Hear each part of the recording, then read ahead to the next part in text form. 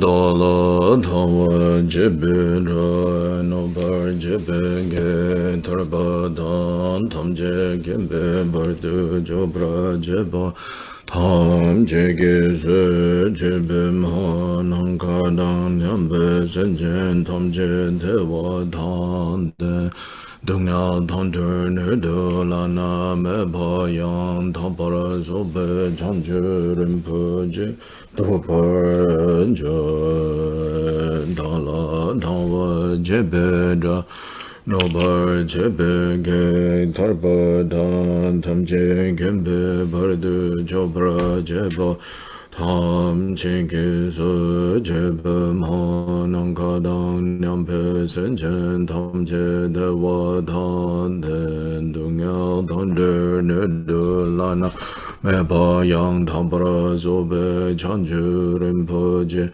Topa Jan Dala Dhawa Jebe Da Nopa Jebe Tarbadan Tamje Gembe Bardu Jopara Jeba Tam Jegisu Jebe Manankadang Nyampe Senchen Tamje Dewa Tanden Dunya Dander Nudu Lana Mepayang Labara Zobe Chanju Rinpoche Topara Jede Sama Gegi Bardu Lunga Yesum Gewala Ko Mashi Bardu Lunga Yesum Gewala Ko Trine Sunde Neva Santa Samye Bardu Lunga Yesum Gewala Ko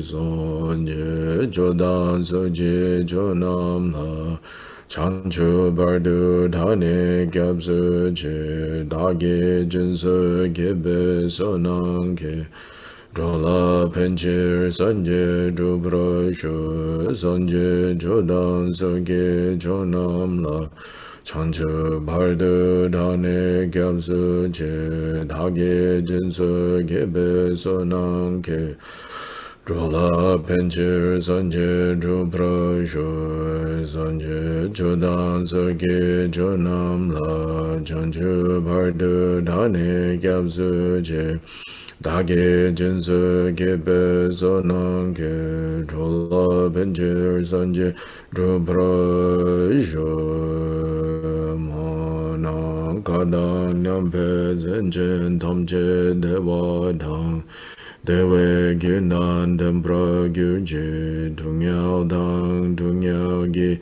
Gyudan Dewa Gyurje Tungyao Mepe Dewa Dang Me Dewa Gyurje Niring Chadang Nidang Dewe Dang Nyo La Nebra Gyurje Manang Kadang Nyambe Senchen Tamche Dewa Dang Dewe Gyundan Dembra Gyurje Tungyao Dang Tungyao Gi Gyudan Dewa Gyurje Tungyao Mepe Dewa Dang Me Dewa Gyurje Niring Chadang Nidang Dewe Dang Nyo La Nebra Gyurje Manang Kadang Nyampe Senchen Tamche Dewa Dang Dewe Gyundan Dembra Gyurje Tungyao Dang Tungyao Gi Gyudan Dewa Gyurje Tungyao Mepe Dewa Dang Me Dewa Gyurje Niring Chadang Nidang Dewe Dang Nyo La Nebra Gyurje.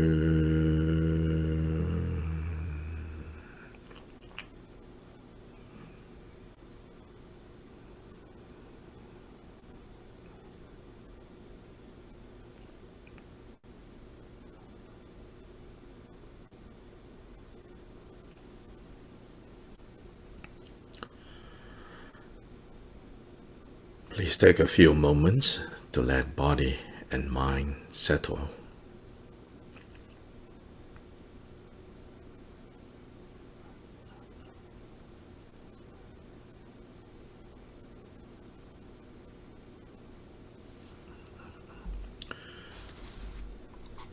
Just like the surface of a pond, the surface of a lake, when it is agitated and moving, the only way to let that surface settle back is to not do anything.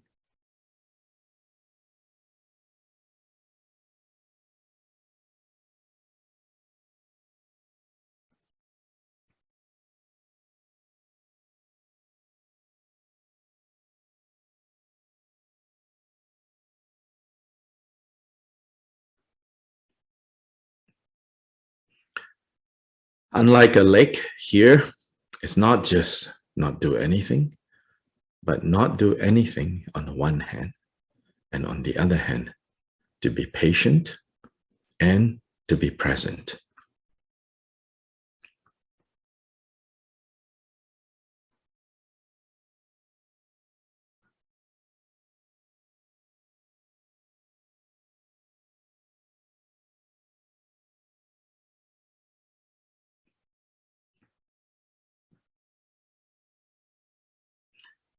Patience also means contentment.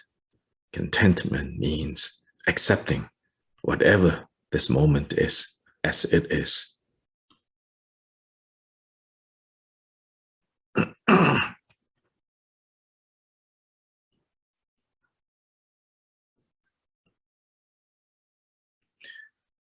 This contentment to accept each moment as it is based on an understanding that every moment is a moment of being awake.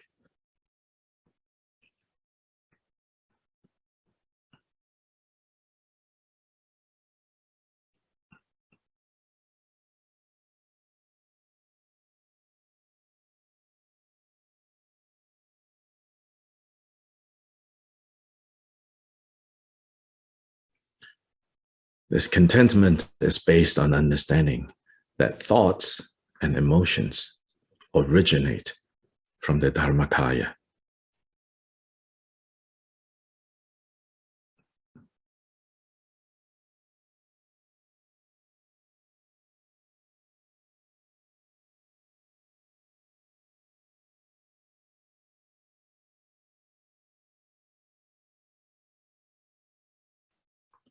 When we have this kind of patience, a contentment, then we don't need to modify anything or run anywhere or chase anything.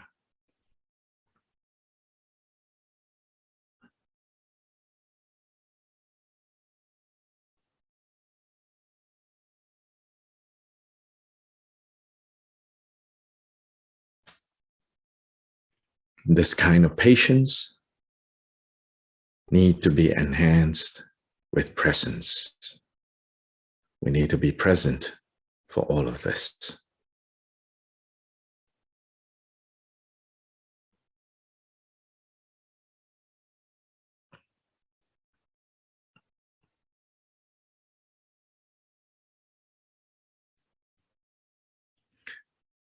This that which we call presence is poetically expressed as clarity or radiance or luminosity.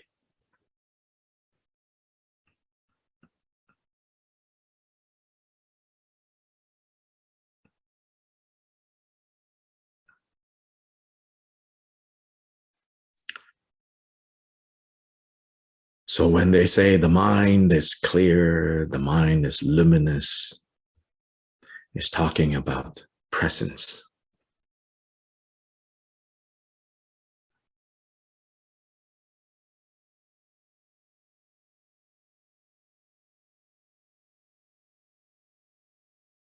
Recognize this presence and stay with this presence.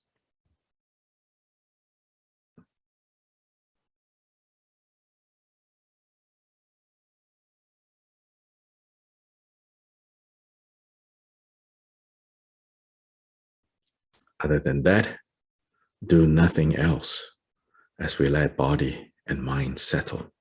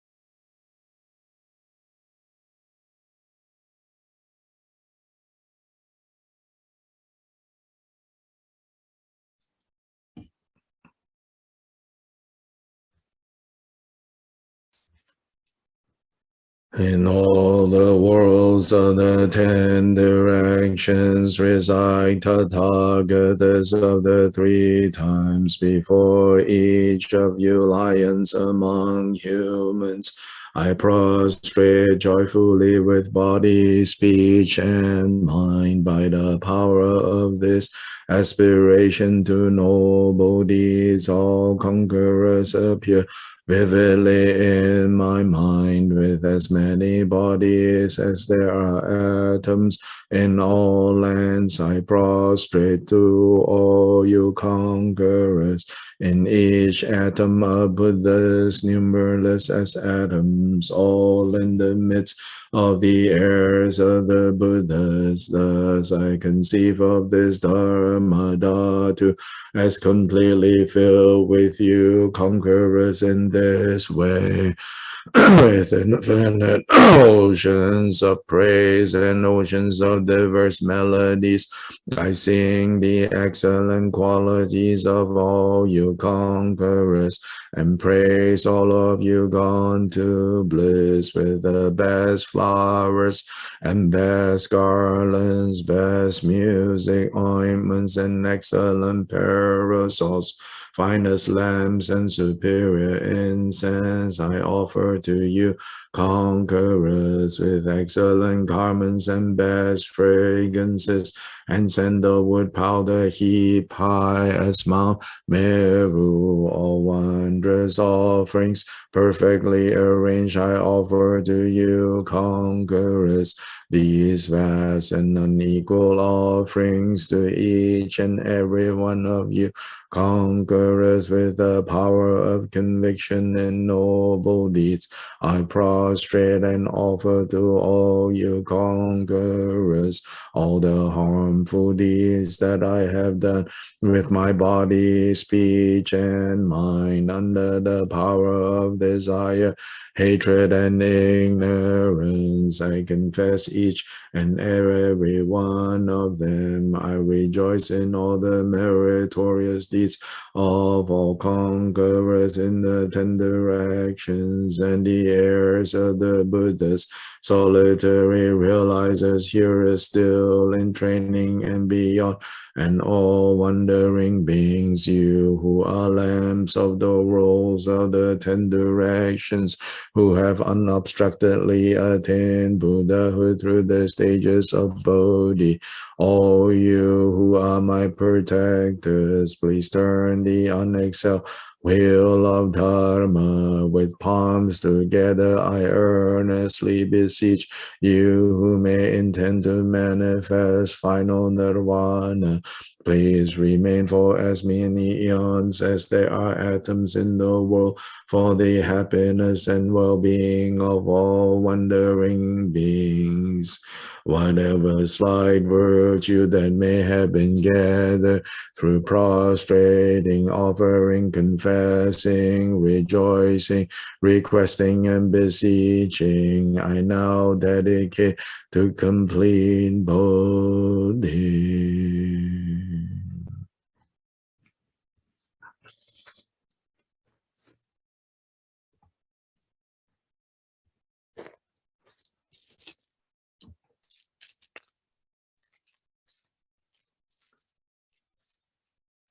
His ground sprinkled with scented waters and strewn with flowers, adorned with the supreme mountain and fog, continent, sun and moon, I hold in mind as a Buddha land and offer it. May all wandering beings experience such a pure land. To the Gurus who possess the 3 Kayas, I offer the outer, inner, secret, and thusness offerings with my body, wealth, and all phenomenal existence.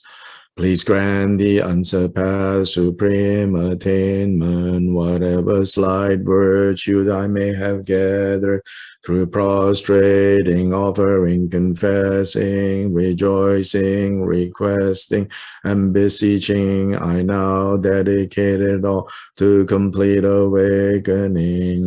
Guru Devada Kinirana Mandala Prateja Soha. Please turn the wheel of Dharma of the greater, lesser, and common vehicles in accordance with the dispositions and mental capacities of sentient beings.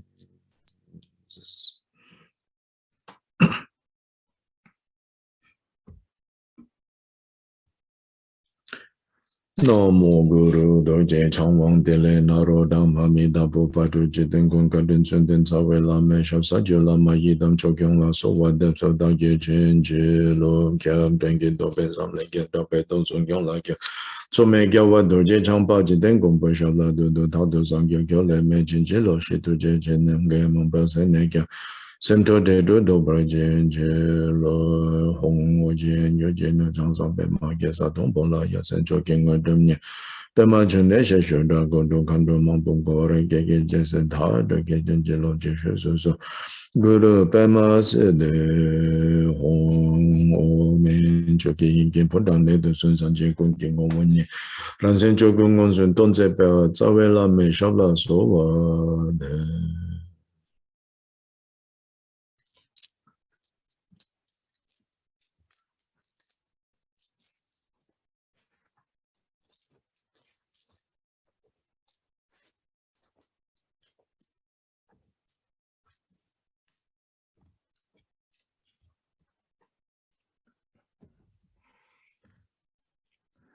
Very good morning and good evening to all of you. So there is a little change of scene. This wall used to be what I was facing when I did class, and now we just switch. And this wall used to be where the little couch in the living room is. The cabinet that you usually see behind me, now it's gone. It's gone to the new urban Dharma. They need it there. It fits very nicely there. So I've taken that away. Now, in fact, a little more space, and also no more very bright light from the window. Now that window is in front, in fact, giving light this way. So hopefully, also a little less distracting for class.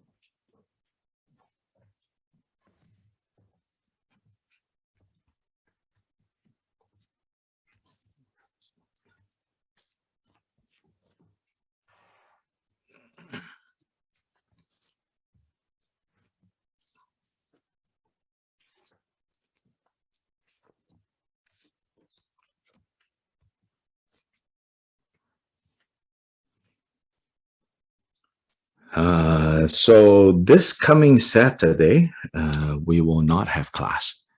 I will be traveling, even though on the one hand, it feels like I absolutely cannot go anywhere with the move of the center.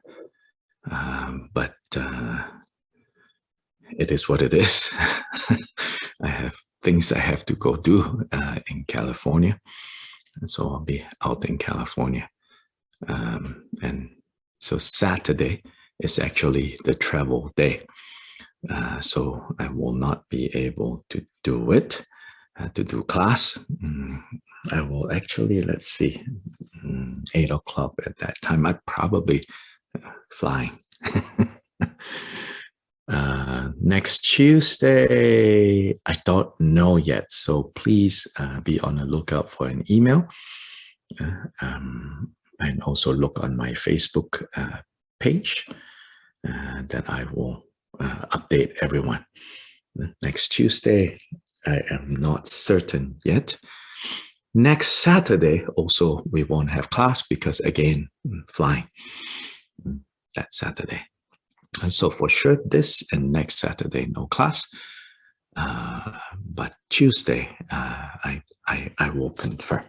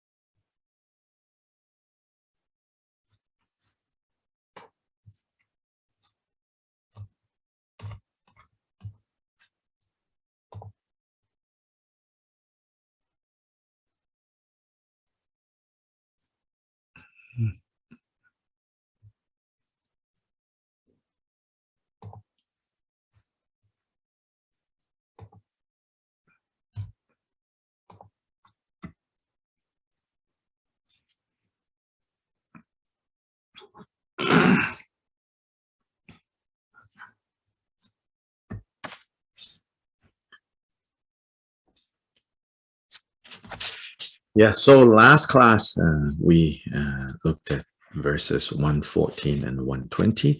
And as I said, I particularly like the last line, at least the way it's translated in English, the last line on verse 120, and says,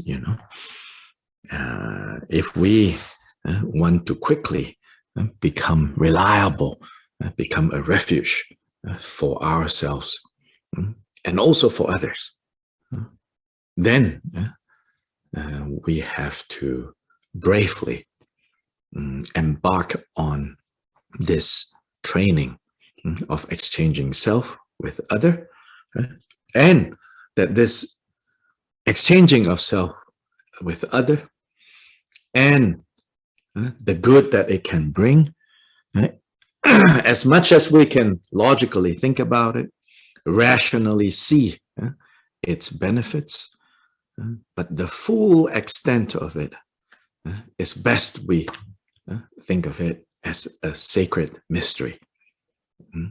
That it is beyond, even if we think, oh, it's beneficial this way, that way, it's good to remember the real complete benefit of this. We're not even able to see.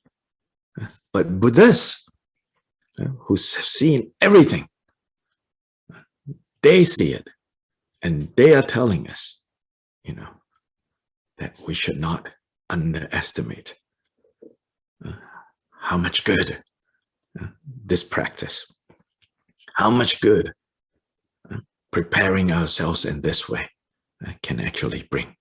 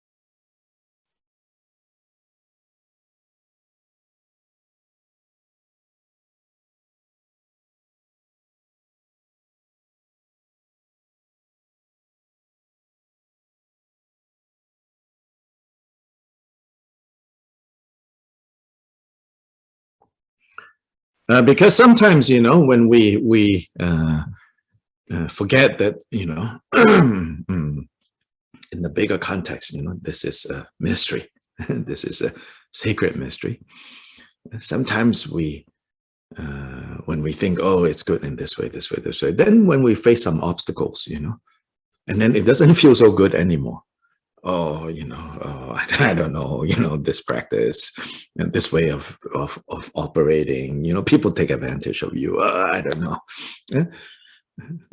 Then, the confidence that we thought we had, of how good this practice is, can easily kind of dissolve, So yes, of course, it's good.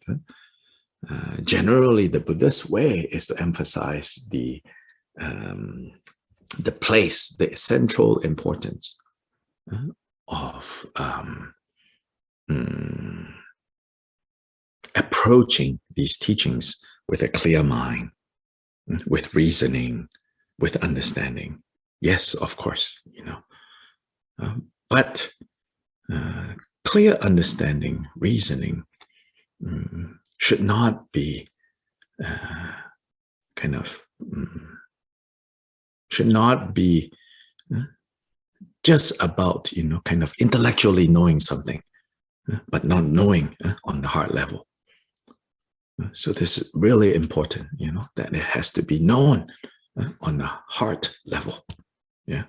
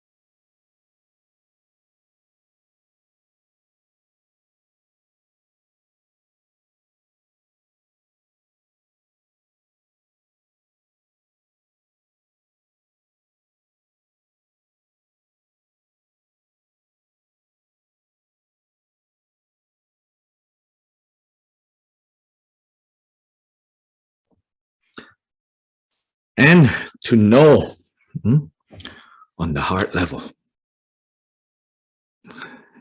requires patience, requires presence. It will not happen absent-mindedly. It will not happen magically. It will not happen if you're impatient.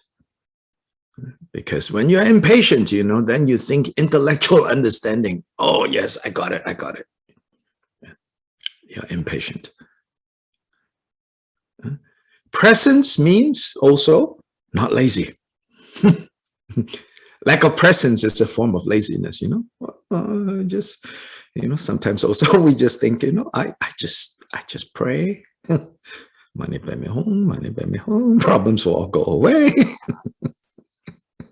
Oh, money by me home, no problems come to my home. Oh, money by me home, no problems come to my home. Then we think, things will just poof, also not so easy. Yeah. Presence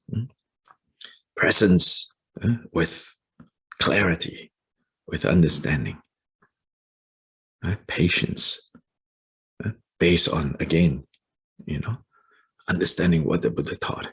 So presence and patience, these two aspects. We use other words, in the context of meditation, we talk about shamatha, vipassana. But what is shamatha? It's patience, in a way, right? Not Shantideva necessarily a chapter on patience, but related. Means not interested in distractions, content to just be here, content with body and mind in the same place. That's shamatha. The mind doesn't move so easily anymore. The mind has weight. Presence is about vipassana, clear seeing, special insight.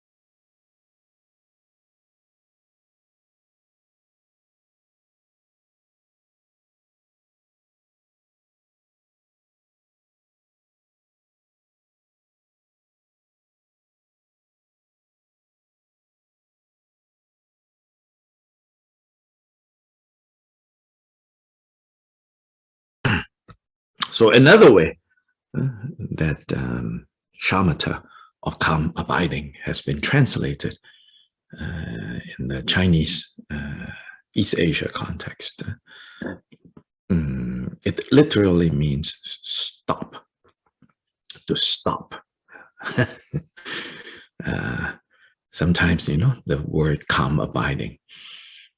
We busy modern people, modern people, so to say, is busy up here, non-stop, I think because physically we don't need to be so busy anymore. We learn how to control nature. Everything that we have to do physically has become a lot easier. Used to take, right, maybe half an hour to boil a big pot of water. Oh, now, or maybe even an hour. You got to go get the wood, make sure the wood was not wet from the night before. And then you build a fire, and it used to be busy with the body. But the thing about, I think in the past, busy with the body is like the body has certain limitations, so that there is a limit to how busy you can get with the body. But then the mind, no limit to how busy it can get. So now we're busy, right? Then we're so exhausted. So then when we hear calm abiding, we think, most of us think, oh, I can just sit there and and then we fall asleep, Then you say, oh, I don't know, big challenge for meditation, because every time I try to meditate, I fall asleep, So another way of understanding what calm abiding shamatha is in the Chinese, Korean, Japanese tradition is translated with the word to stop. So there's a certain immediacy to this quality of stop. Stop already. Tell body and mind, stop. Now, the resolve needs to be clear, need to be decisive. Stop. But the process cannot be forced. Process requires patience and presence for all the busyness to stop. Resolve need to be strong. Yeah? The decision to say, I want this to stop, that has to be strong. But like the surface of a water, the more you yell at it, to stop, the more you're blowing wind on the surface. Stop, stop, stop. Then more waves, No, that you have just got to be patient, content, and just be present. And when you are present, you can watch how it naturally settles, how it stops. And then the more you watch how it naturally settles and stops, the more confidence you have that if you don't further feed it, it will stop. So then this becomes very useful hard knowledge for when difficulties arise in our day-to-day lives. That when we face those difficult situations, we don't forget, Sorry, Dr. Lai, I missed the last sentence. The more you watch it, the more you watch it, the more you gain this heart knowledge that it will stop. So that then when difficult situations arise in our life, we don't become frozen and think this difficulty is here forever. This difficulty, there's no way out. All hope is lost. Then we become more and more and more caught up, entangled in suffering. So this can prevent that. When we have presence of mind to watch how, if we say stop, then it's a matter of time. You need to be patient, need to be present. It will stop.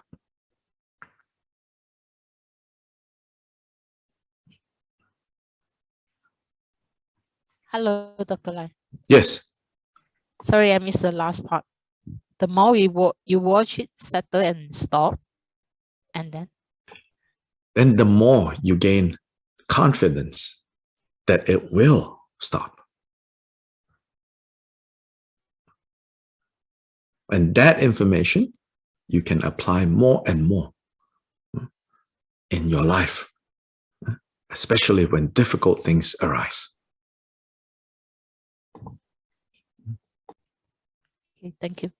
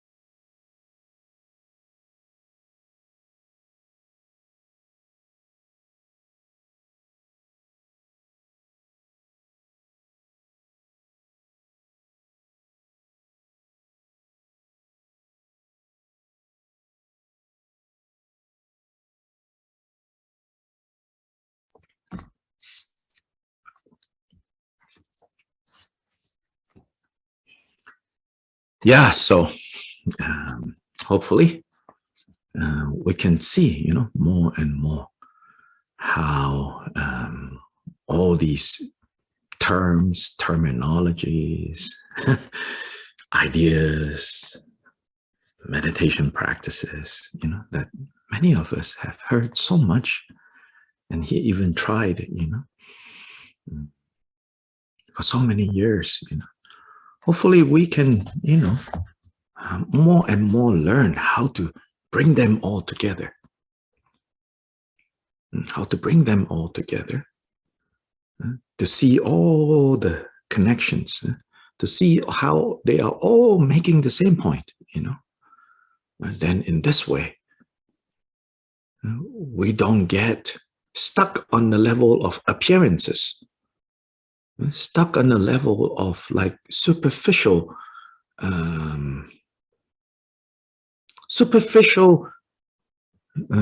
surface level Dharma practice, so many people, myself included, spend so many years looking like a Dharma practitioner.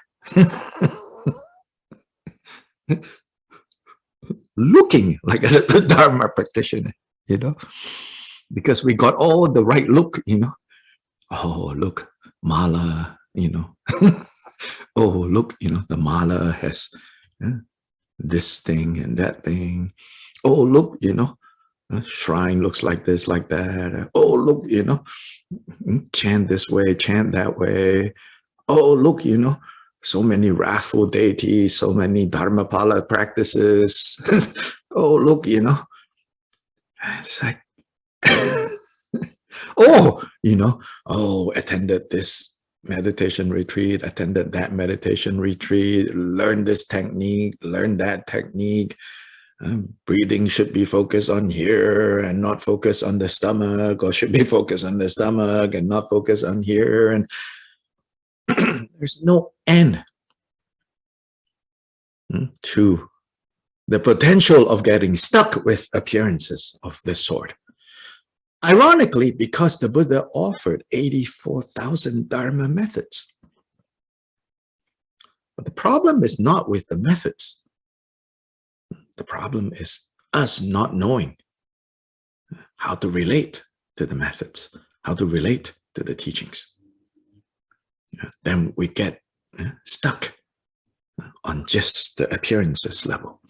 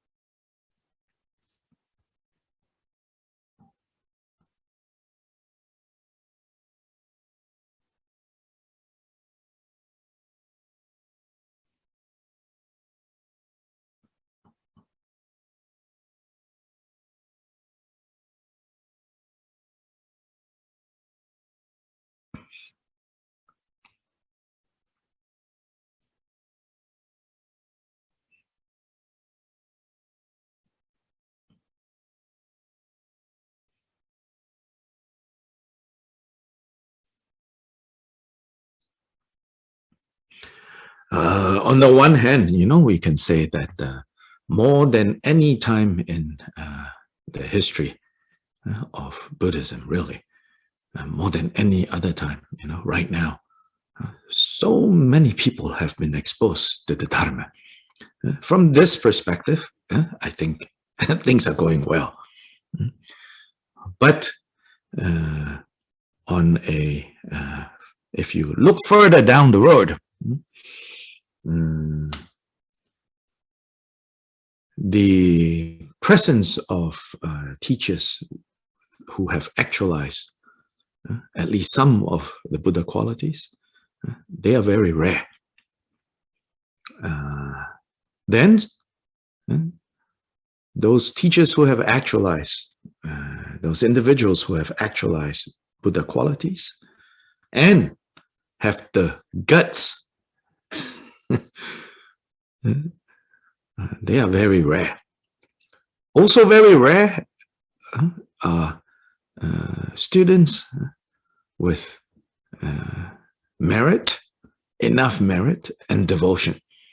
Also rare. Then even more rare for these two to meet.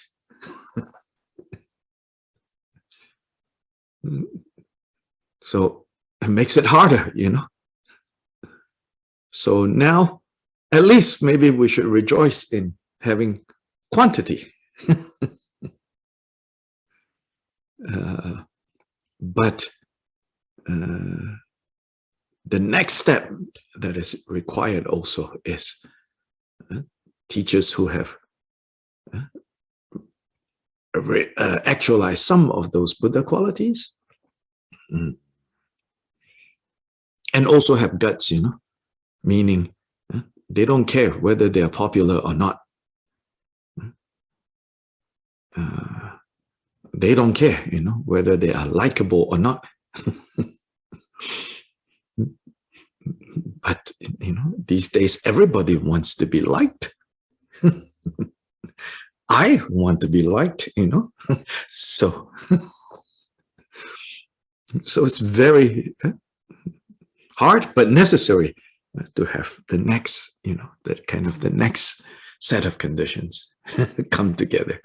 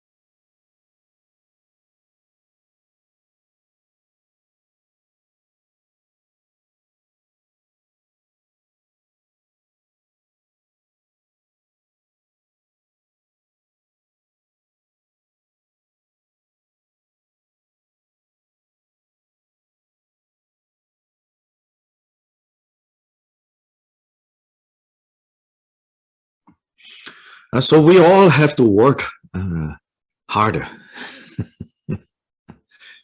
We all have to work harder. But don't just work harder, as they say, also work more intelligent. And when I say we all have to work harder, I don't think of it as, oh, in this context, I'm the teacher, you're the student. Actually, all of us have both roles, both roles. We are teacher to some and student of many. All of us, we are teachers to some and student of many. Particularly in Buddha Dharma, you should also know, you are teacher to some in your own way. And maybe that will grow, but not, don't do it in an ambitious way. I want to be this, I want to be that, I want this title, I want that title. I want to be recognized as this, as that. But in a meaningful way, we are all teachers to some, student to many others.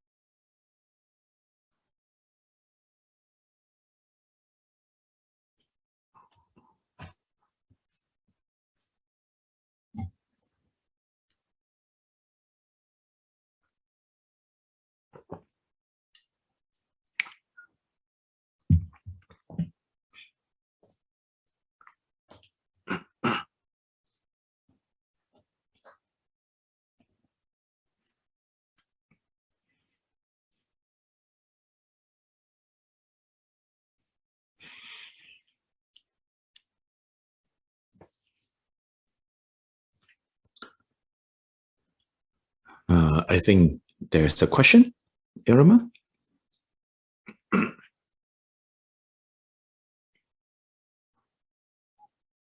Muchas gracias. Buenos días a todos. Buenos días, Juan. Gracias por haber gestionado la ceremonia de las luces. Y sí tengo una pregunta, y más que una pregunta es una petición, Juan. En otro momento de las enseñanzas, tú te has referido a que no podemos practicar el tomar el sufrimiento de otros como nuestro sin tener como cierta práctica o una actitud más correcta.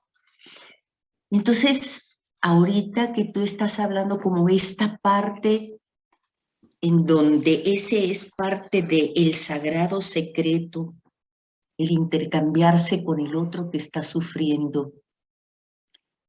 A mí me interesaría muchísimo, Juan, si es posible que hiciéramos una práctica contigo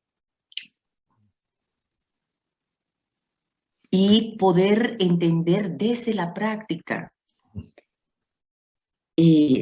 cómo es esto de poder realizarlo de una manera serena, con claridad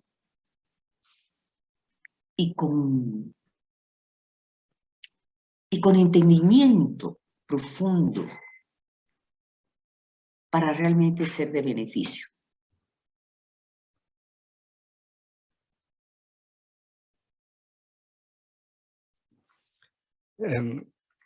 Irma says that first she wants to thank you.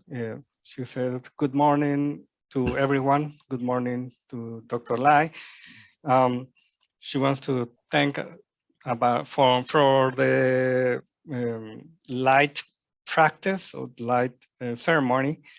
And she had a petition. She said that in some other moment, Dr. Lai said that we couldn't practice Tonlen because we didn't have enough practice enough attitude for completing the practice. But in this context, when you say sacred secret of interchanging one with other to understand the other suffering, so she wants to make a petition about to do a practice with you to understand how to do it, how to do it in a serene way, with clarity, with understanding, for the benefit of all, for other beings. Thank you. So let me repeat this question so that Wei Ting can hear. So Irma says hello and to everyone. Good morning to all of you. So basically, Irma's question or request is that on the one hand, she has heard me say that Tonglen practice is not something that should be kind of attempted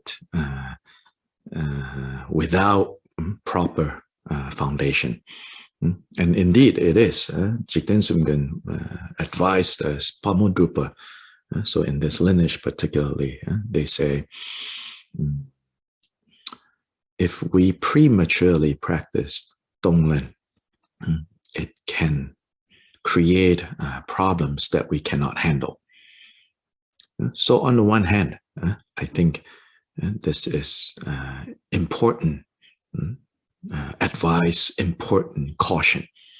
So Irma brought that up. But then on the other hand, as we're looking at it now, this exchanging self and other. So Tonglen practice is a specific instance of applying this concept, this concept given here as exchanging self and other.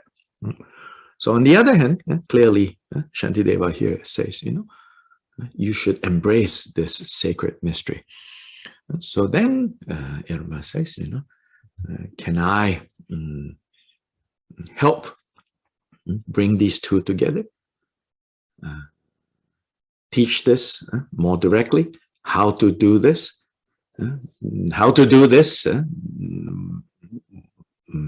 avoiding the potential pitfalls, the potential problems of prematurely or wrongly applying, practicing Tonglen, and then how to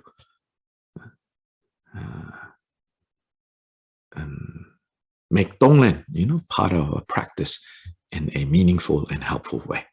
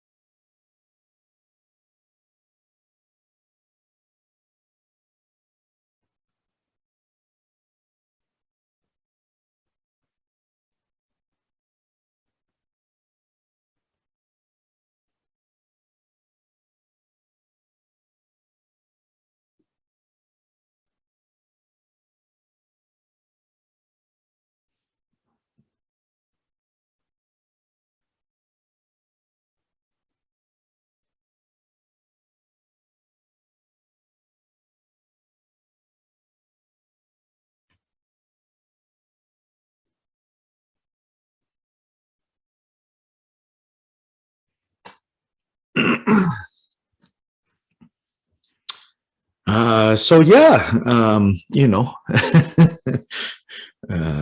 we will do that, you know, we'll see when. But even in Irma asking that, I think already then we know a little bit already, you know, what to avoid, what to be careful about.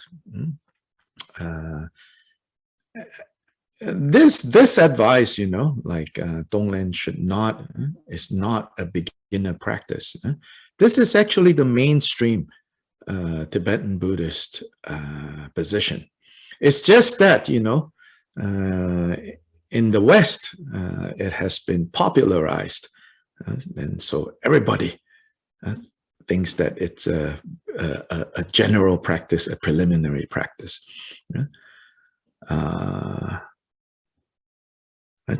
And this point that Shantideva makes here in verse 120, the way I've explained it is also that this is a sacred mystery. It's also making this point to say that, you know, many people here in the West think, oh, this is Tonglen. I know Tonglen is like this, like this, like this. But actually, the real practice of Tonglen is a lot deeper, much more profound, and therefore can have, will need more expertise. So also don't underestimate. When we say something has real transformative power, right? Understand that transformation is not comfortable.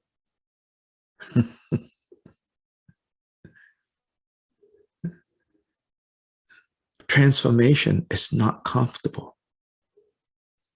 Just think about the birth of a child and the gestation in the mother's womb. It's not comfortable. Definitely not comfortable for the mother.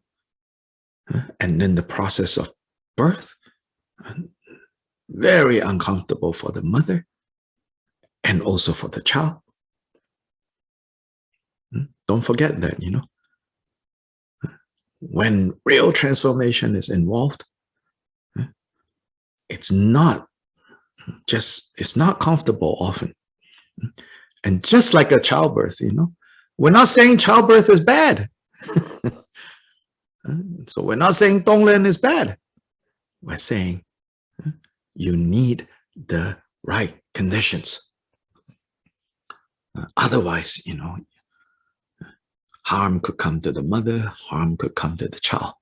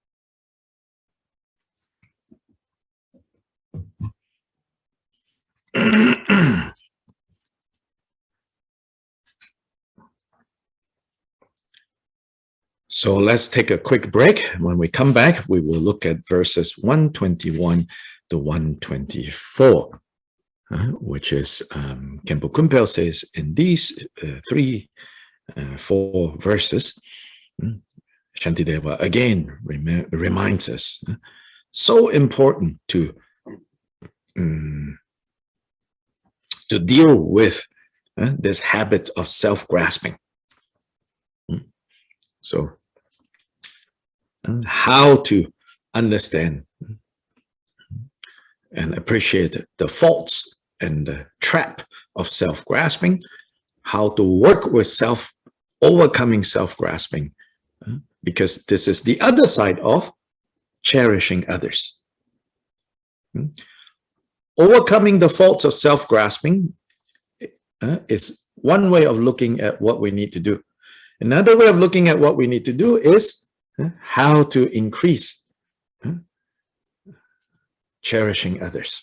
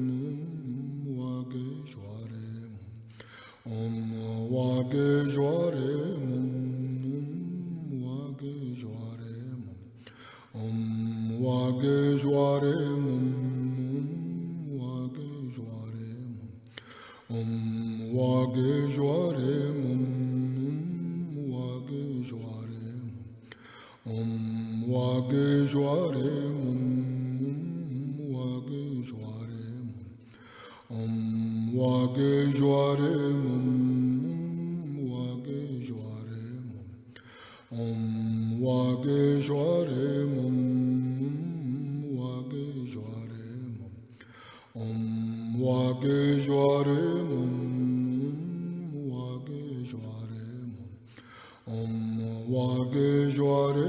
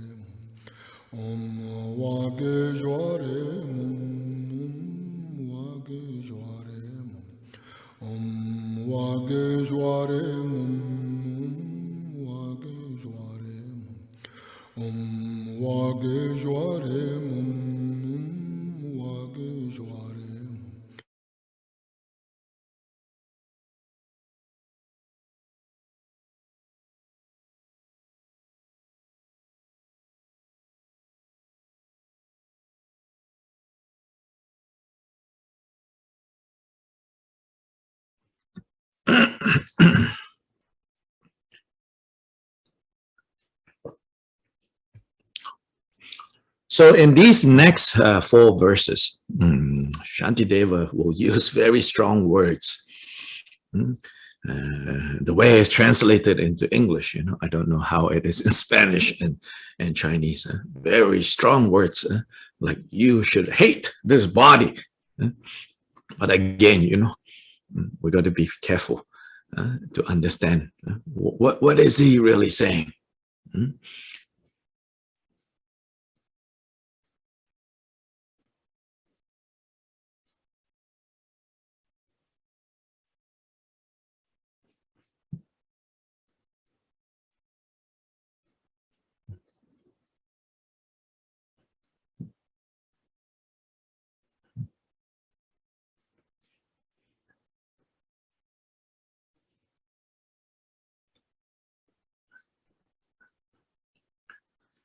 Mainly what he is saying here is don't be enslaved to this body.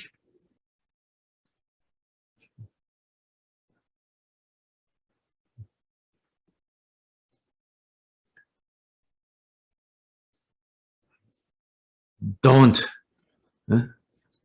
get dragged around to fulfill any and all the demands and whims of this body.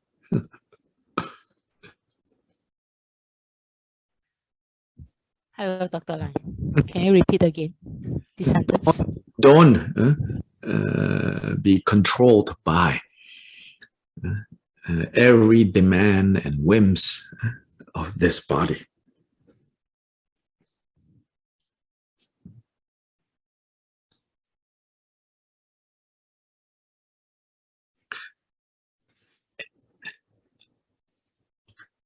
In fact, to be fair to the body, it's not the body's demands that creates the dukkha that we produce, it's our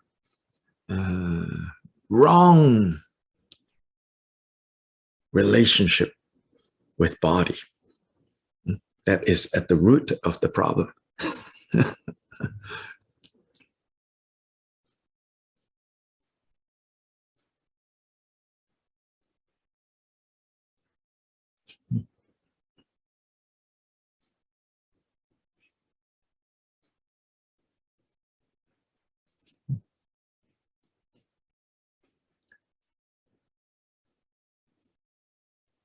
So the strong words that Shantideva used here is really not strong words against the body.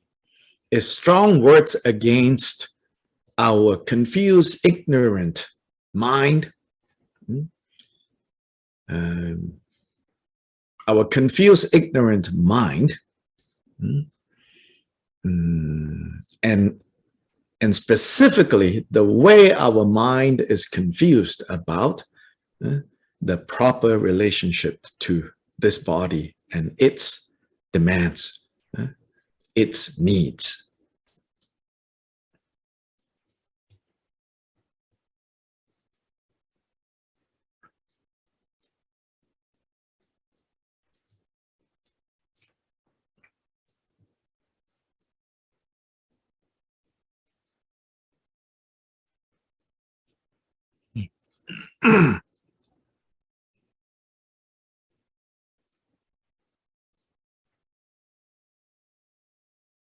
So let's now look at those verses. Because of our attachment to our bodies, even little things alarm us. This body, then, the source of so much terror, who would not detest it as the worst of foes? Wishing to relieve our body's ills, our hungry mouths, the dryness of our throats, we steal the lives of fishes, birds, and deer, and lie in wait along the road. And for the sake of profit and position, some there are who even kill their parents or steal what has been offered to the triple gem, because of which they'll burn in hell of unrelenting pain. Where are the wise and prudent then, who cherish, guard, and serve the body? Who would not perceive it as their foe, and as their foe, regard it with contempt? So like I said, he uses very strong words, It sounds like he's saying to you, you should hate this body. But no, the key to understanding this section is the very first line, because of our attachment to our bodies. That is the culprit. That is the guilty one. So that one we need to throw in jail or execute even. Attachment to our bodies.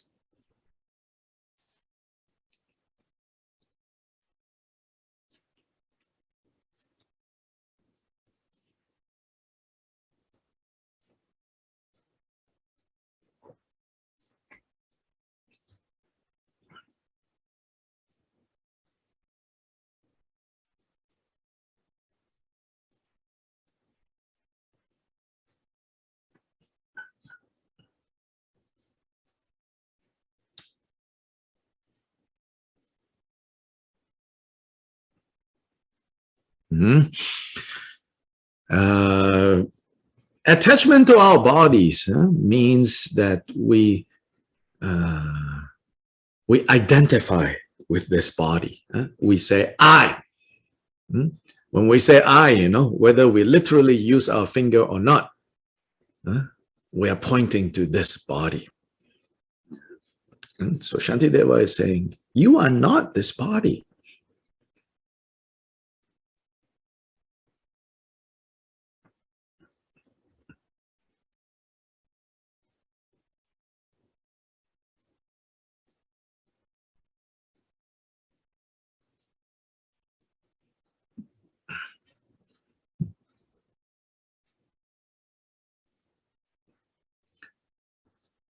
Don't misperceive,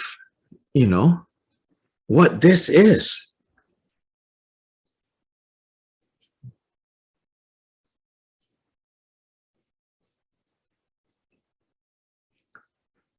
Don't be confused by what this is. Yes, without this, elsewhere we learn, without this body, especially a human existence, with all the what's known as the freedoms and the endowments, without this, we cannot pursue Buddhahood so easily. But to mistakenly and habitually think this body is I, that's a mistake.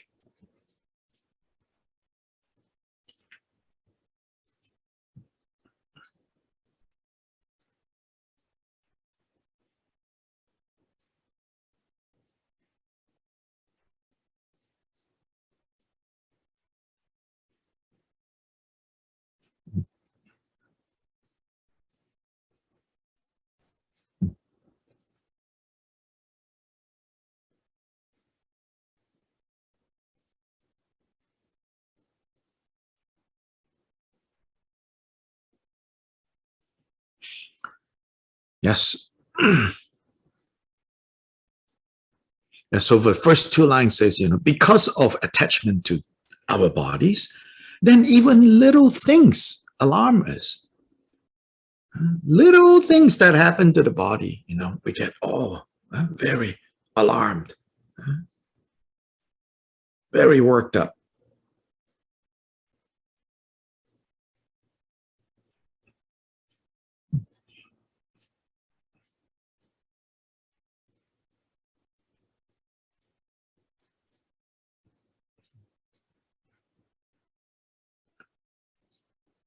So he says, don't become so, don't identify in this way with this body.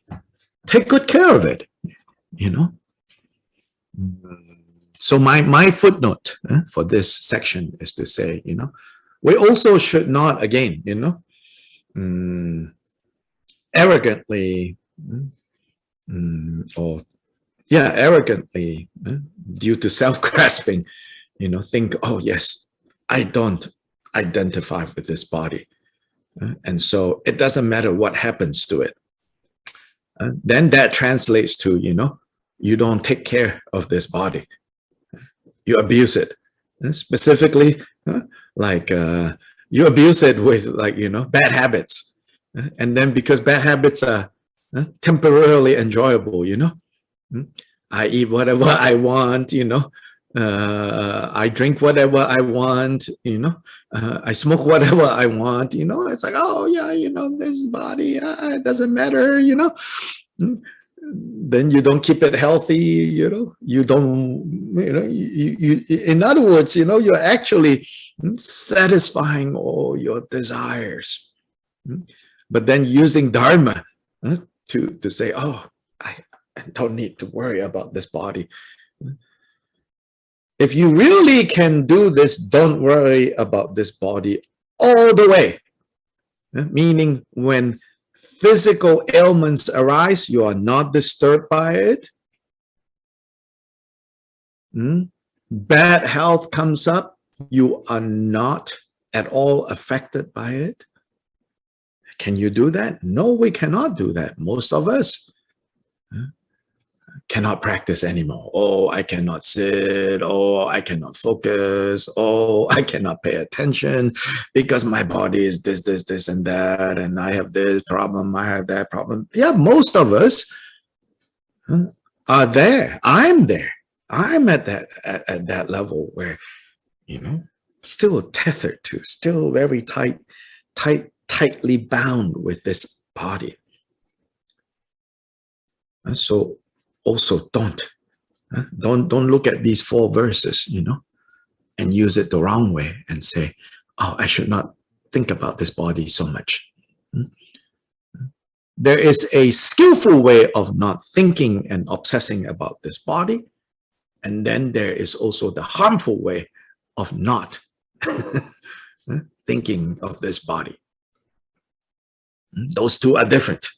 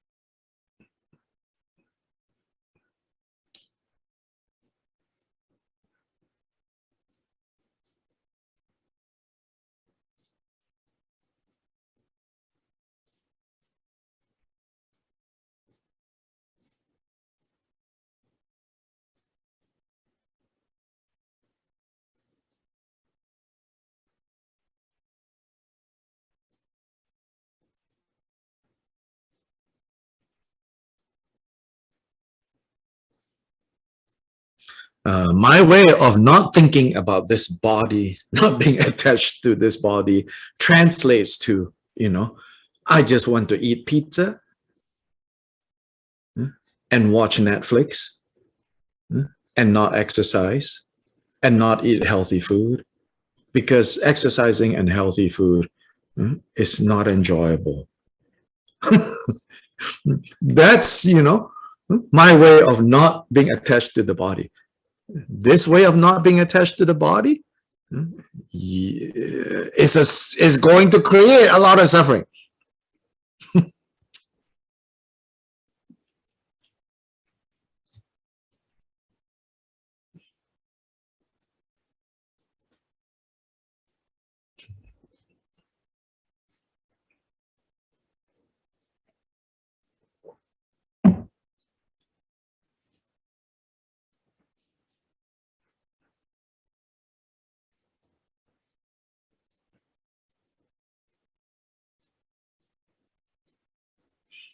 Shantideva's recommendation that you not pamper the body, you not, obsess over the body, is so that you can put others' welfare above and beyond fulfilling the demands of your desire, for sense experiences and sense pleasures and sense satisfactions.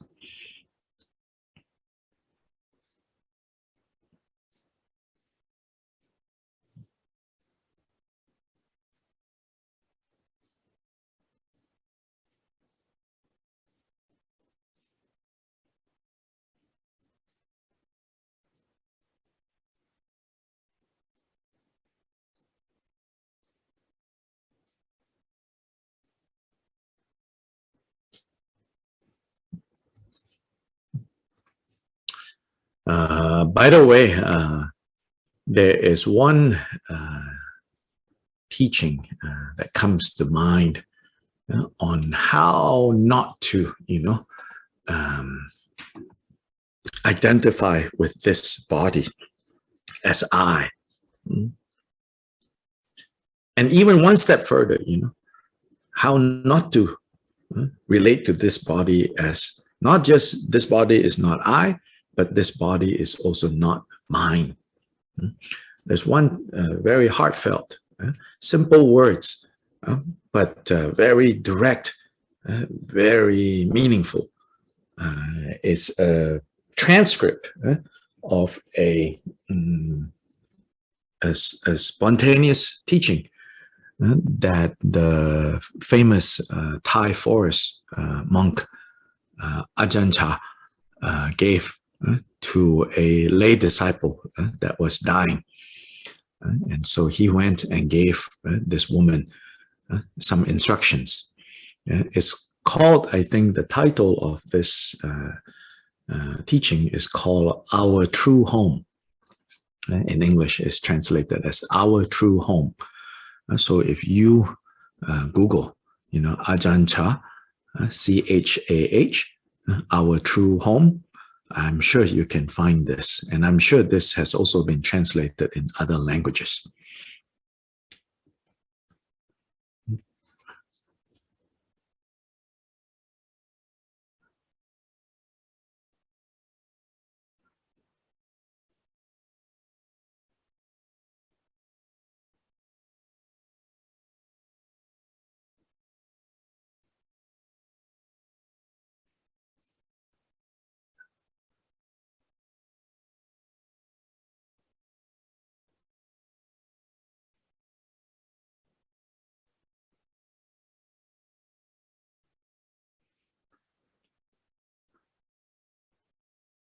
I think Leonard just shared a link to the English translation. It's translated as Our Real Home.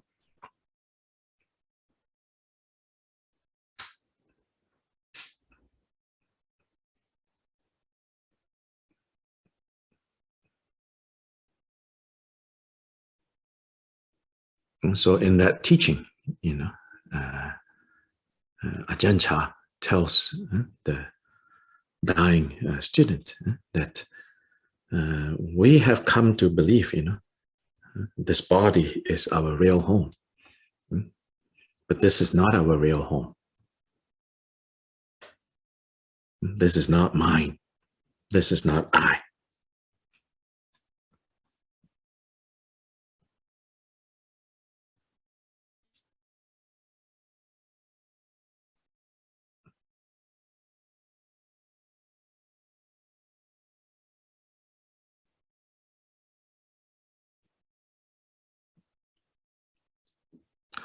So anyway, if you take 121 to 124 out of context, then you might say, Shantideva is teaching you to hate your body, to treat your body as an enemy.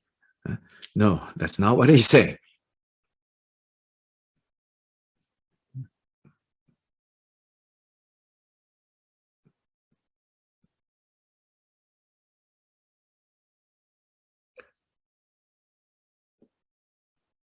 He says, if we want to be free from dukkha, then we need to rethink, re-establish our relationship with this body.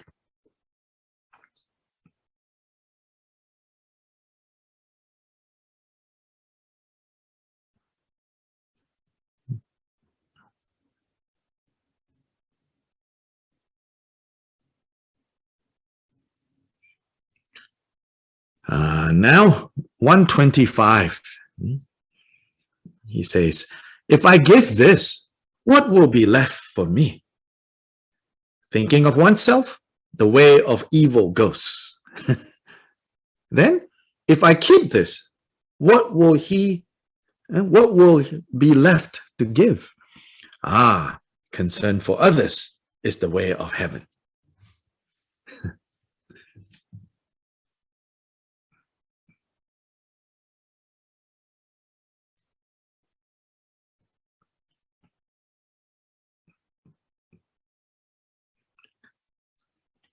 So the first attitude is the attitude of hungry ghosts. It's always, but if I give this, then what will I be left with? I won't have enough. I won't have enough, always thinking I won't have enough. I won't have enough. So I cannot give. I cannot give. And in that way, you have already become a hungry ghost, an evil ghost. But if you are able to be in the state of mind where, if I don't let go of this, how can I give? How can I give? Then he says, this is the way to heaven. Again, here, as I said before, heaven here doesn't need to be so literally. Oh, you go to heaven this way. You go to the realm of the devas. And basically here is saying, one is the way, that will keep you in a state of suffering. The other one is the way that will keep you in a place of light, in a place of brilliance, in a place of freedom.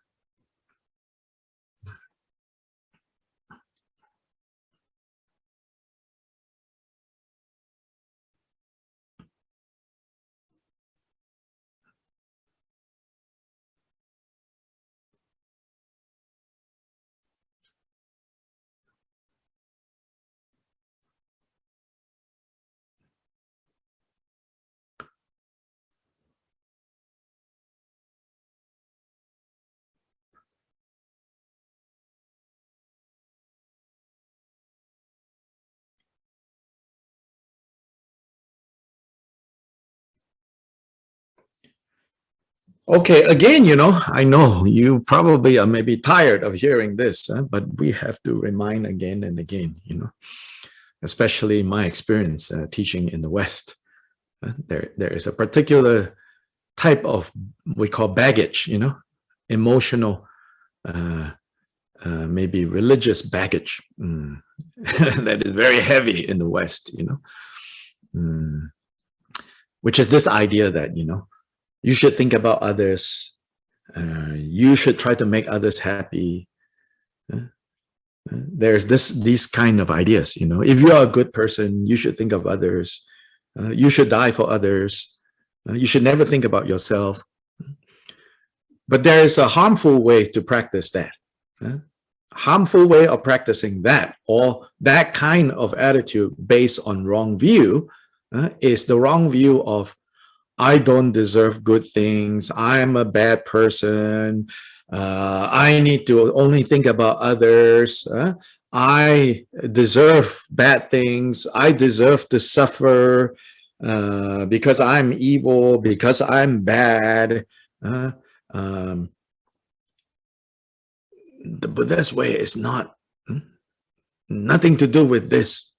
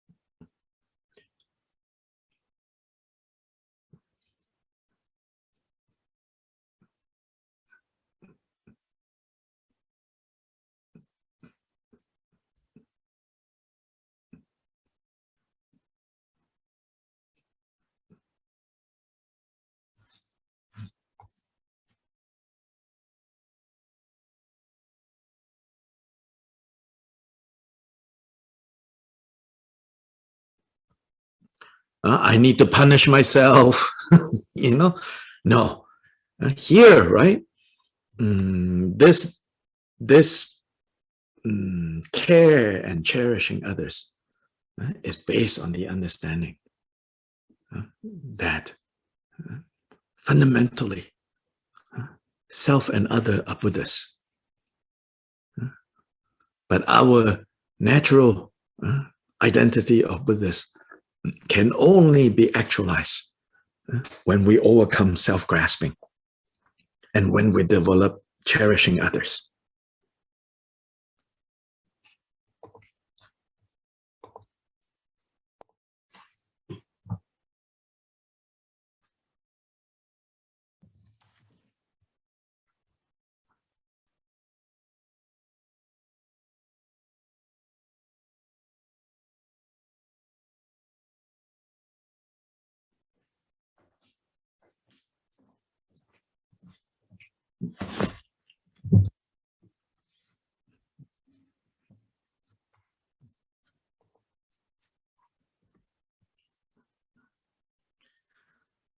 Sorry, these days, you will see me, stop the video, disappear, come back. And the truth, just be very direct, is I have to pay attention to the phone. These are distractions, yes. But here is samsara, because electrician needs to go into the new space, then somebody needs to get in, then nobody is there to open, then with electrician, with plumber or whatever, if you don't answer them, you will not hear from them until 3 days later. Then suddenly it's too late, So the reason I'm telling you this is to say, my life and your life is not that different. I don't know, maybe you already know that, but in case you're imagining, my life to be so different, it's not that different, But we can all try our best. Because neither you nor I have the circumstance of Milarepa. Both you and I, pretty similar in this way. So don't, underestimate what you can do. I can tell you that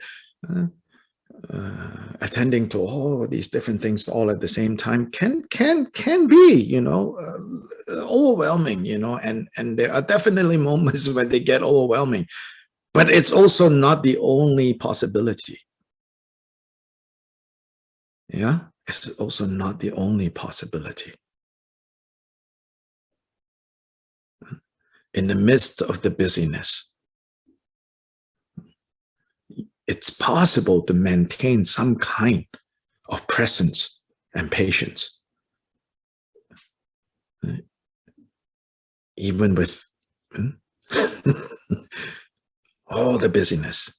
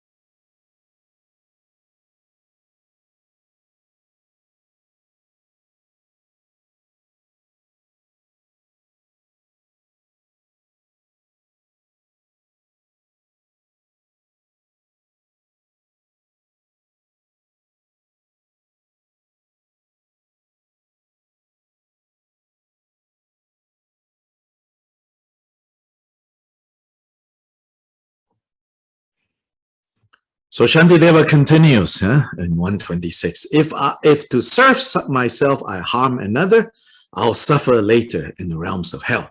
But if for others' sake I harm myself, then every excellence will be my heritage. Again, he is not telling you to go harm yourself. He's just saying, like we act, we carry out actions often based on such a limited view. And that limited view often is about how can it be beneficial to me? How can it be profitable to me? What he's trying to show us here is that even if the impulse to benefit me, to bring profit to myself, even if that impulse, you can say, it's understandable, can we not see that immediately going along with that impulse will only lead to future long-term suffering?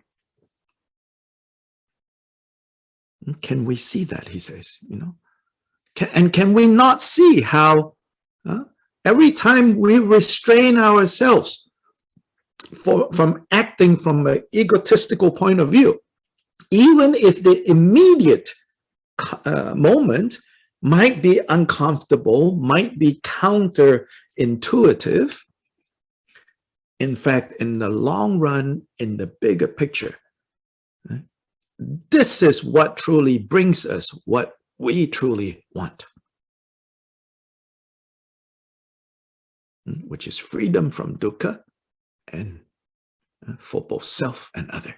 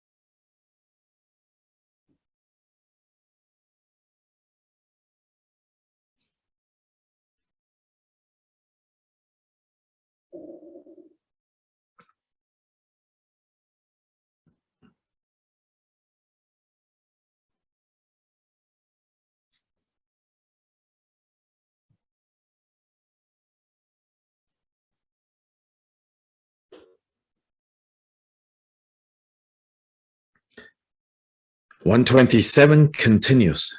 127, 128 is this contrast. What we habitually do out of ignorance, out of confusion, and what we should do according to Shantideva. So 127, he says, wanting what is best for me, in the end, we end up with what he calls stupidity, inferiority, and the lower realms. Now, change this. So that we now begin to operate from wanting what is best for others. Then, honest and the realm of bliss is what we end up with.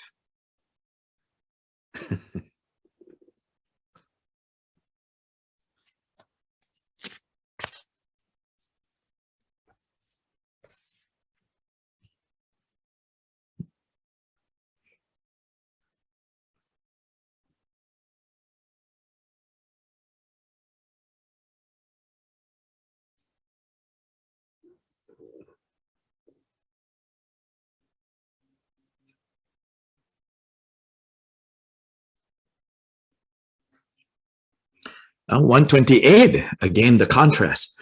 Enslaving others, forcing them to serve me.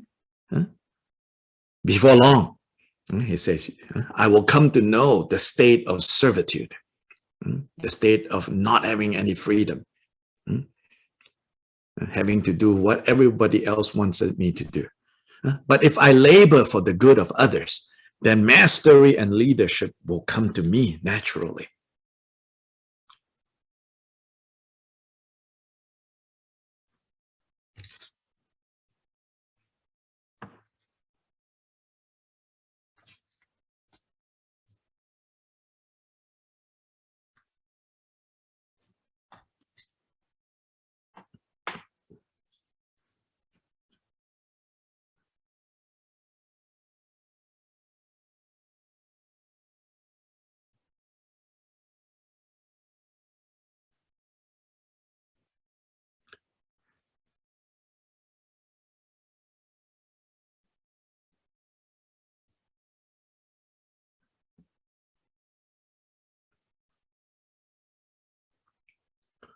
So you can see how actually from 125 to 128, I think the point that is not, maybe not explicitly stated here is from 125 to 128, Shantideva is saying, I know what we all want. I know what we all want. I understand that, such as mastery and leadership, such as honors and the realms of bliss, such as every excellence, such as heaven. He's saying, you know, I get it. I get it that this is what we all want. Then what he's saying is, but do you also get it that the way in which you have tried to get these things that we all want has only led to the opposite of what we are looking for. And what is that way? That is the way that is motivated by, driven by, controlled by self-grasping, self-cherishing. So here he is saying, if you truly want to get what you deeply want, it can only be achieved by cherishing others.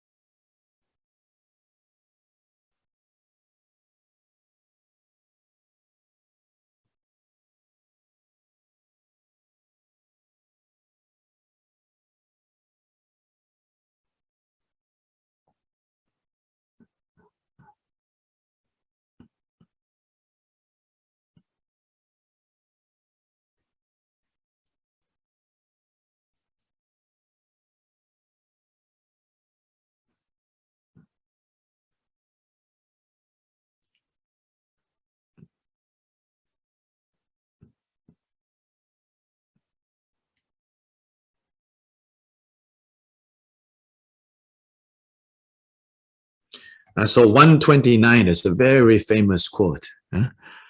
It says, all the joy the world contains has come through wishing happiness for others.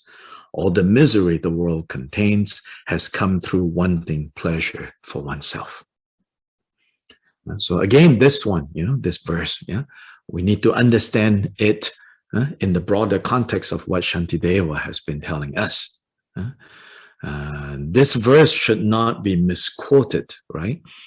To support our self-grasping, So this form of self-grasping that can turn up, even as we think we're practicing 129, is the type that says, get out of my way, I'm going to save the world. Get out of my way, I'm doing things for the benefit of all beings. Get out of my way, I'm a Bodhisattva. All of you should cooperate with me. All of you should help me. All of you should agree with me because I'm saving the world. I'm doing the Bodhisattva work.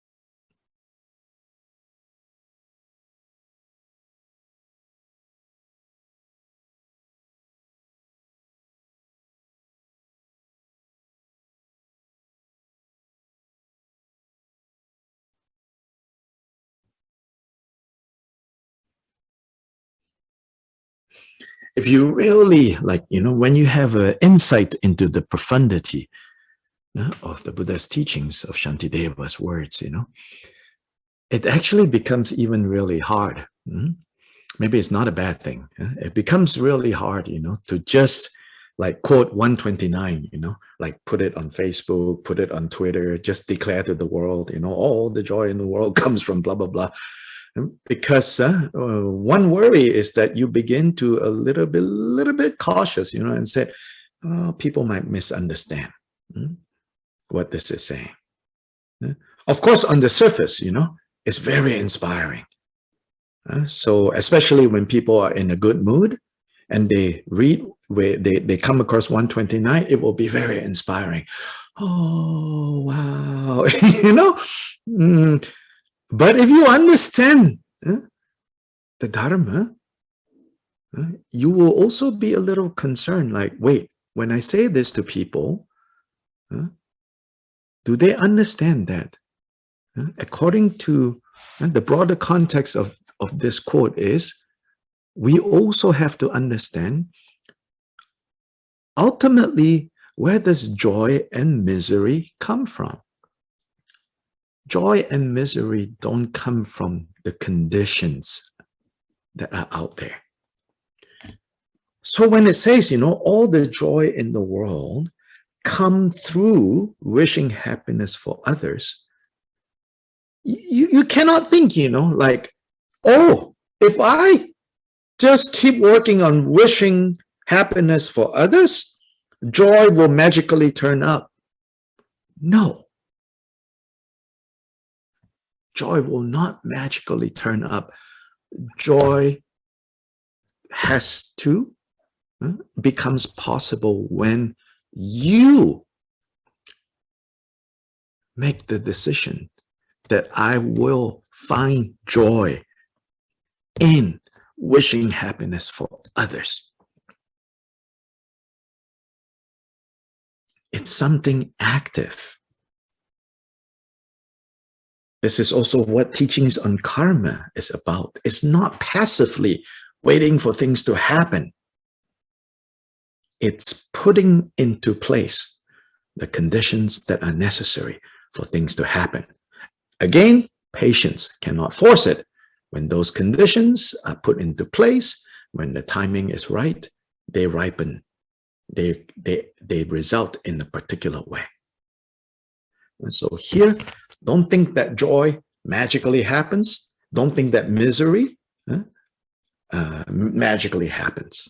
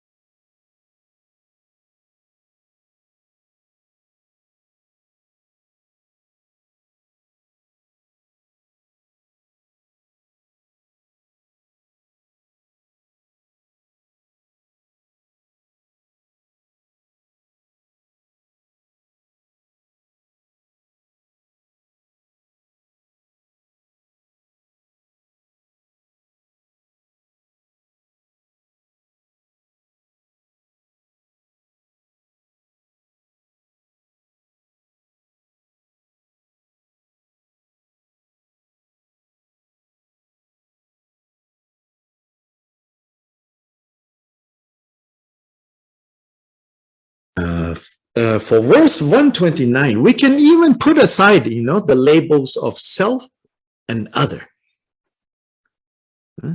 And if we put aside these temporarily, just here, put aside this label of self and other, and look at it from the perspective of narrow and broad. If we keep our old habit of looking at, responding to situations, looking at things with a very narrow view, then everything becomes very tight. Everything becomes very uncomfortable. Everything becomes very claustrophobic. Then, to whatever degree we can make it less tight, a little bit more open, a little bit more open, a little bit more open, a little bit more open. Then, to that degree, it will become less tight. We need to be less triggered. We can be less triggered.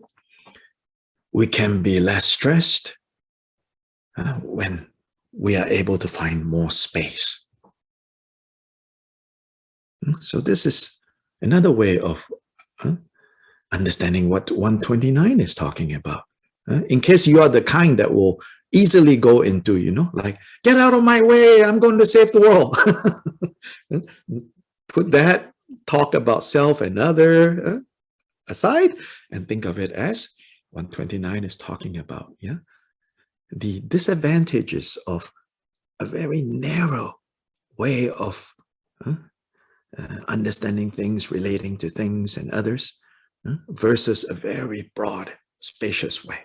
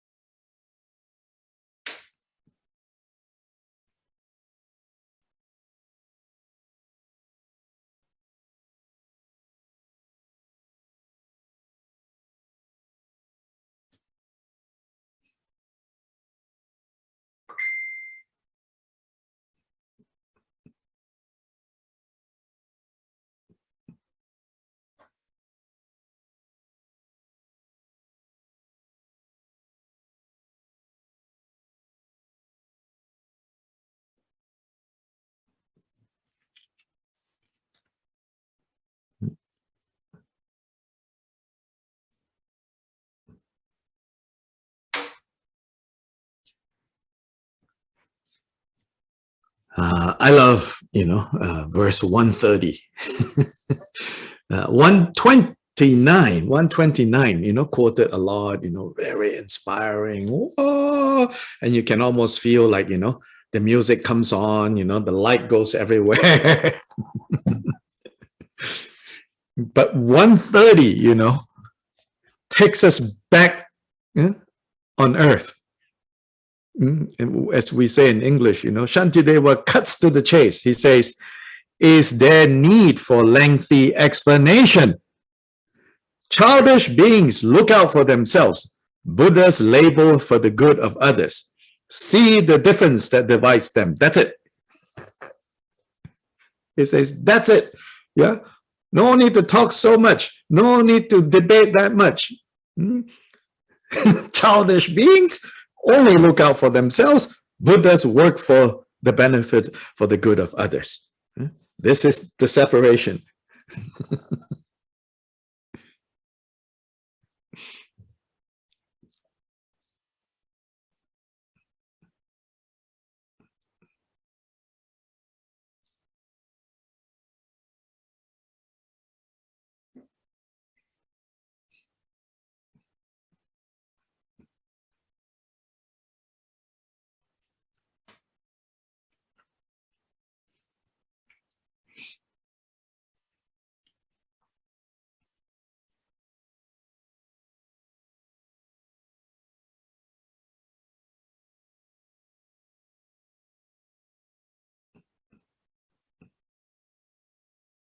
Good news here is, if we find ourselves closer to the end of these childish beings and feeling that we are very far from Buddha's end, good news is the status of childish beings is not fixed, can be changed.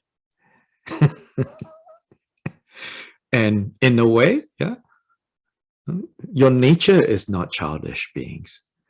Your temporary mistaken identity is that of childish beings.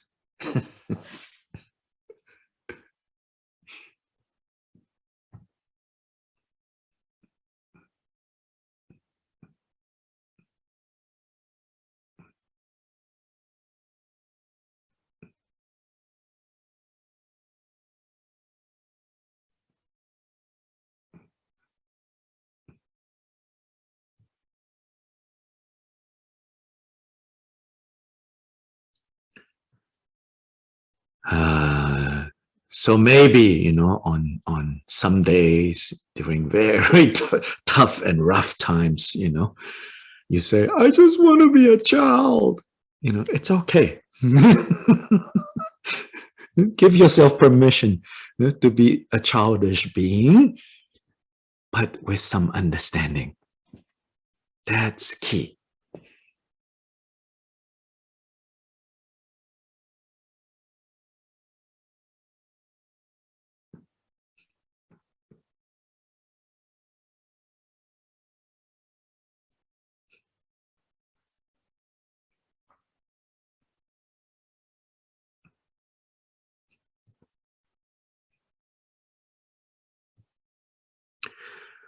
These days, you know, the child is not going to grow up by you yelling at it.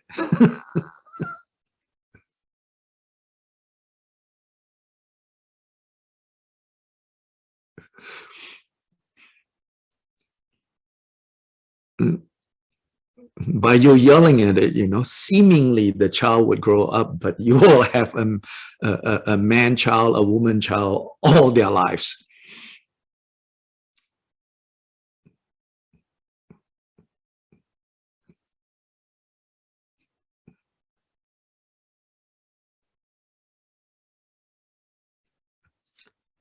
And so even though, you know, 130, you know, clearly Shantideva is saying, you know, don't be a childish beings. But even that, you know, again, you know, the context is, but by the way, the status of childish beings is temporary.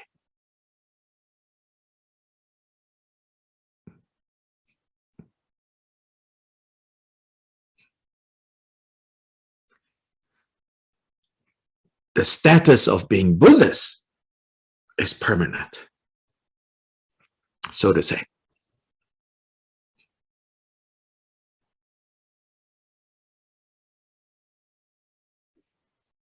And we can actualize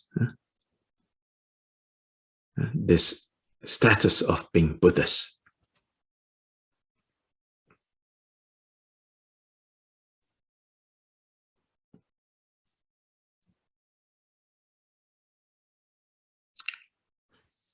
Yeah, so today we will end here. Again, a reminder that this Saturday and next Saturday we will not meet. Then maybe this next Tuesday we will be able to meet.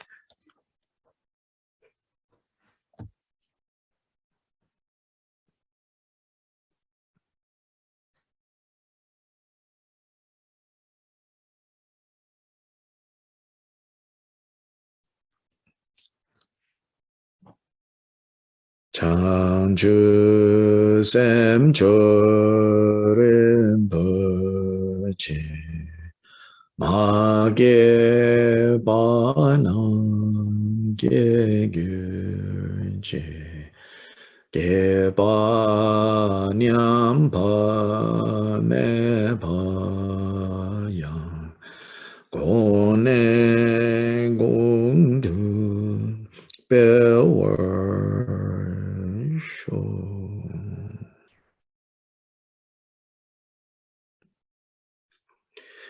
By the way, you know, this simple gesture, this mudra, It is the gesture culturally in many parts of Asia, Southeast Asia. It's a gesture of respect and reverence. Then in this context, we are respecting and reverencing bodhicitta. And so we also hold it, a little puffy, as in imagining that what we are holding together is the wish-fulfilling jewel, is bodhicitta. So when we do this, we think, this precious bodhicitta that I hold to my heart is also the precious bodhicitta that I offer to all beings. So this is this gesture.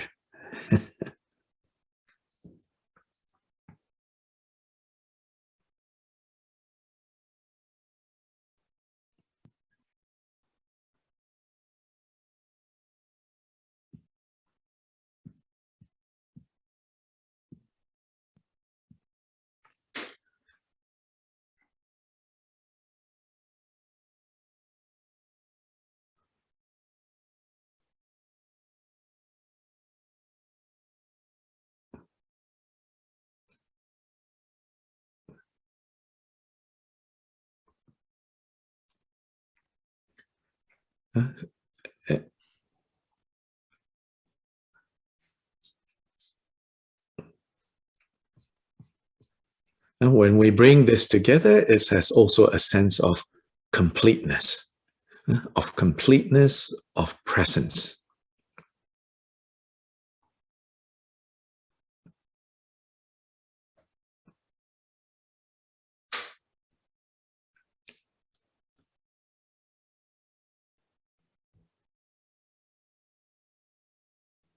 And especially putting in front, a presence of heart.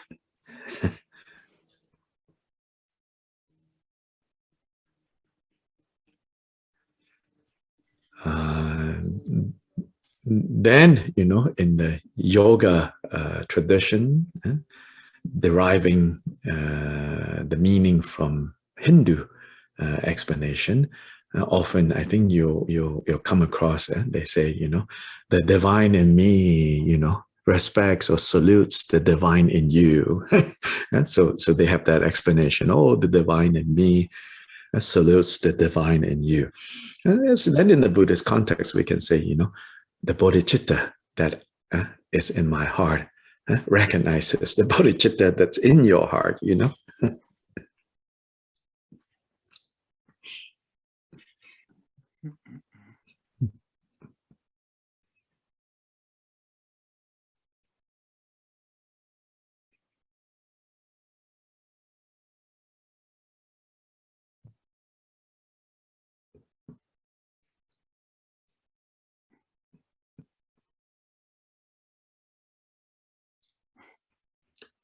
Then on some days it can even be, jokingly, it's been said, but I think there's truth to it, on some days you can also be, the crazy in me salutes the crazy in you.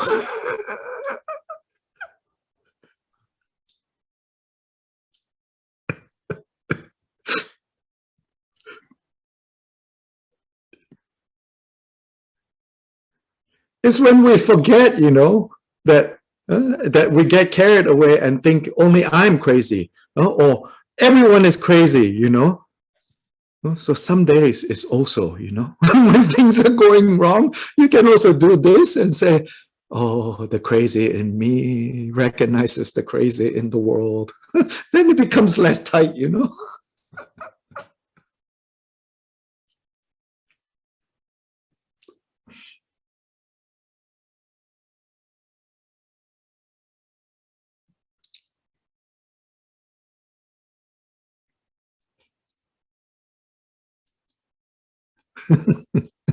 So anyway, whatever this means, see you in the next class.